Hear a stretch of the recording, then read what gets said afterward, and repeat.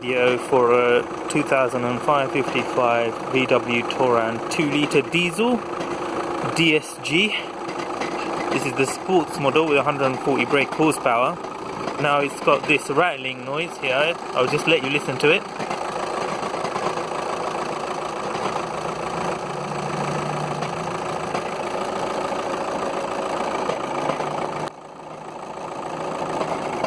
Now that, my dear friends, is the dual mass flywheel. So if you hear that noise, it's one of two things. It's either the aircon